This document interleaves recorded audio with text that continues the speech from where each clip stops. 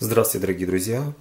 Во-первых, позвольте вас поздравить с наступившим 2018 годом, пожелать вам всего самого наилучшего, всех благ, исполнения всех желаний.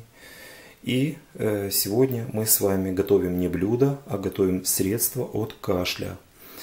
Это средство можно применять взрослому человеку или ребенку. Единственное, что ребенку надо будет добавлять немножко меда в него. Для него вам понадобятся очень простые компоненты. Вот они все на тарелке. Это яблоко среднего размера в кожуре, луковица также среднего размера в кожуре, ничего чистить не надо, и картошечка тоже среднего размера. Единственное только, это все надо тщательно вымыть. Дальше вам понадобится либо кастрюля, либо небольшой казанок. Но мне удобнее это делать в казанке.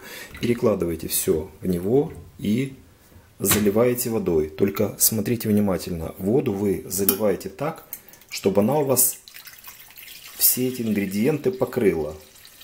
Чуть-чуть. Все, видите? Все. Практически картошка утонула, яблоко плавает, луковица плавает. Все. Теперь включаете газ и начинаете это все кипятить. Доводите до кипения. Оно у нас все закипело. Мы переводим на маленький огонь и с открытой крышкой даем выкипеть почти всей воде. То есть у нас полностью уровень воды должен упасть, ну, примерно в половину. Вся вода выкипела. И вот видите, вот эту жидкость, которая есть в кастрюле, вот она. Вот эта жидкость и является лечебной. Вот ее нужно пить по столовой ложке 3 раза в день.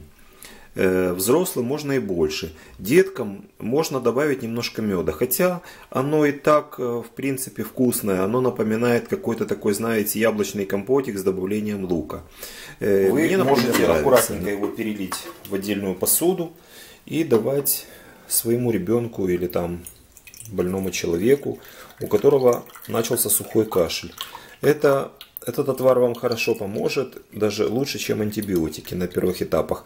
Пить лучше его слегка подогретым, теплым. В принципе, если что, вы можете вот так в кастрюле его и оставить. Не обязательно переливать. И просто кастрюлю ставить в холодильник. И все. Ну и, как говорится, лучше на следующий день его варить новым. Еще раз хочу вам напомнить, что вот это надо пить 3 раза в день по 1 столовой ложке. Детям можно добавлять мед. Взрослым, наверное, и так будет нормально. На этом, друзья, всего вам доброго. Пожалуйста, не болейте, не запускайте кашель, потому что лечиться это и сложно, и долго, и не совсем хорошо для нашего организма. Я имею в виду употреблять большой спектр антибиотиков. До свидания.